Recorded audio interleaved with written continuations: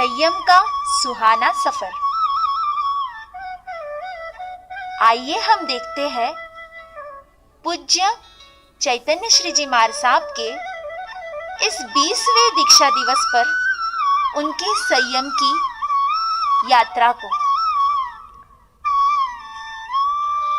लोनार एक पावन पवित्र नगरी, जिस भूमि पर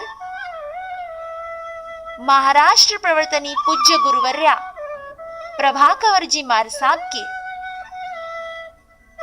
जन्म का इतिहास और साथ में परम पूज्य चैतन्य श्री जी महाराज साहब आपका भी वहीं पर जन्म हुआ, जिस नगरी को प्राकृतिक सौंदर्य ने संतों के त्याग की महक से अधिक हरा भरा किया है। ऐसे पूज्य चैतन्य श्री जी महाराज साहब, जो रुनवाल परिवार की लाडली बिटिया, जिनका नाम था कविता त्रिलोकचंद जी रुनवाल। यह कविता, जो बचपन से ही धार्मिक प्रवृत्ति वाली थी, जिसके गांव में साधु संतों का मेला हमेशा लगा हुआ रहता था और सब धार्मिक प्रवृत्तियों में आगे रहने वाली यह कविता परम पूज्य प्रकाश कंवर जी महाराज साहब, परम पूज्य सुशील कंवर जी महाराज साहब, इनके चरणों में एक दिन अपने घर से स्थानक में, जो पास में ही था, दर्शन के लिए गई। परम पूज्य गुरुवर्या ने जिस बालिका को देखते ही भविष्य कह डाला कि यह एक होनहार जिन शासन का रत्न बनेगी, और ऐसी यह कविता जिसके मन में वैराग्य का बीज अंकुरित हुआ, पुष्पित हुआ, पल्लवित हुआ और एक महान वृक्ष बनने के लिए जो सज्ज हुआ। माता पिता के संस्कार को अधिक उज्जवल बनाने वाली यह बालिका जब गुरु चरणों में पहुंचती है, तब यह वैराग्य का अंकुर कब बीज बनकर कब पौधा बनके उनके मन में पनपने लगा, पता ही नहीं चला। अब मन संसार में लगता ही नहीं था। दिन रात बस एक ही धुन थी, संयम, संयम और संयम। हमको लागी संयम की लगन, हमको लागी संयम की लगन। अब संसार में नहीं लगता है मन, अब संसार में नहीं लगता है मन।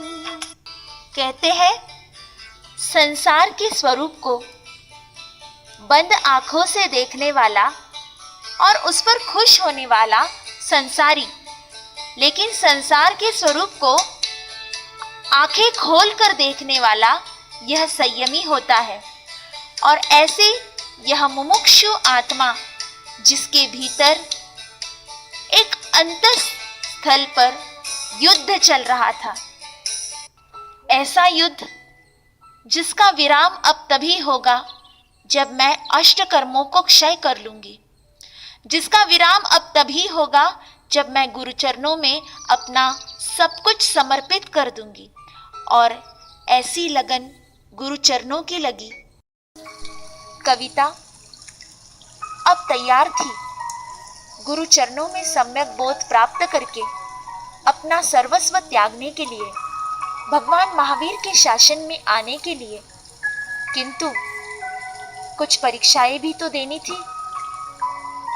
जिनकी बड़ी बहन सौ ज्योति जी अनिल कुमार जी गादिया एक बार कविता को नाइट ड्रेस पर ही स्थानक से मारते हुए घर पर लेकर चली गई और वहां से सीधा बस स्टैंड पे लेकर जाने के बाद बस में बिठाकर अपने ससुराल मालीगांव लेकर चली गई। वहां पर कविता को काफी दिनों के लिए रोक लिया, कभी पिक्चर लेकर जाते तो कभी मेले में, लेकिन उन अज्ञानी जीवों को क्या पता था कि पिक्चर जब माइंड में संयम की सेट हो जाती है तो इस भौतिक पिक्चर का मनोमस्तिष्क पर कोई असर नहीं होता।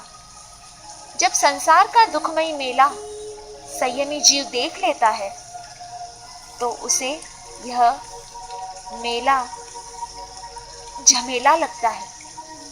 और यह कविता यह सुनिश्चित कर चुकी थी कि अब मुझे जल्द ही जल्द अपना गंतव्य निश्चित करना है। पिता से यह बात करने की हिम्मत न होने की वजह से जब भी पिताजी घर पर खाना खाने के लिए आते तो कविता टेप में एक गाना लगाती, दुखी मन मेरे सुन मेरा कहना, जहां नहीं चैना वहां नहीं रहना, वहां नहीं रहना। को अब ये संसार जेल जैसा लगने लगा। दिन रात बस गुरनी जी मार साहब की याद सताती। जब चातुर्मास पूर्ण होने के पश्चात पूज्य प्रकाश कौर जी मां साहब ने वहां से विहार कर दिया तो घर वालों ने कविता को जाने नहीं दिया, एक कमरे में बंद करके रख दिया। तब कविता कहती, तुम भले ही मुझे ना जाने दो, मैं ऊपर से कूद जाऊंगी, लेकिन मेरे मार साहब के पास अवश्य जाऊंगी। यह मेरे वैराग्य की परीक्षा है। और वही सोना होता है जो अग्नि में तपकर निखरता है, वही तो मूर्ति कहलाती है जो टाची के घाव को सहन करती है। और ऐसी यह कविता एक खरा सोना बनने के लिए तैयार थी। प्रभु परमात्मा के पथ पर चलने के लिए अनेकों परीक्षाएं देने के पश्चात 5 वर्ष लग गए माता पिता से आज्ञा मांगते हुए। और तत्पश्चात पूज्य श्री चैतन्य श्री जी मार साहब को अर्थात कविता रुनवाल को दीक्षा की बोधवड़ में आज्ञा मिली। आज्ञा के बाद परम पूज्य चैतन्य श्री जी मार साहब की दीक्षा 25 फरवरी सन 2001 में पूज्य श्री ने दीक्षा ली और लोनार नगरी को पुनश्च एक बार पावन किया, जिसका वर्षों से इस बालिका को इंतजार था। वह कविता एक कोहिनूर हीरा बनकर परम पूज्य गुरु गणेश प्रभावाटिका के अंदर प्रवेश कर रही थी। और ऐसी यह कविता जिसने दीक्षा लेते ही अपना पावन पुण्य चरण विहार यात्रा की ओर धरा। और यह विहार यात्रा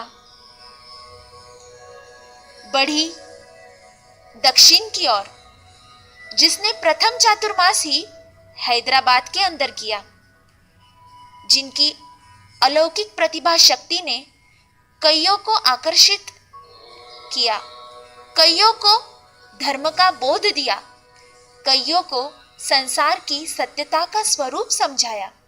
और ऐसी कविता दीक्षा लेते ही प्रथम चातुर्मास में अपने संयमी चर्या को, गुरु आज्ञा को सर आंखों पर रखते हुए, जीवन का ध्येय समझते हुए आगे बढ़ती है। प्रथम ही चातुर्मास की उनकी उपलब्धि यह रही कि उन्होंने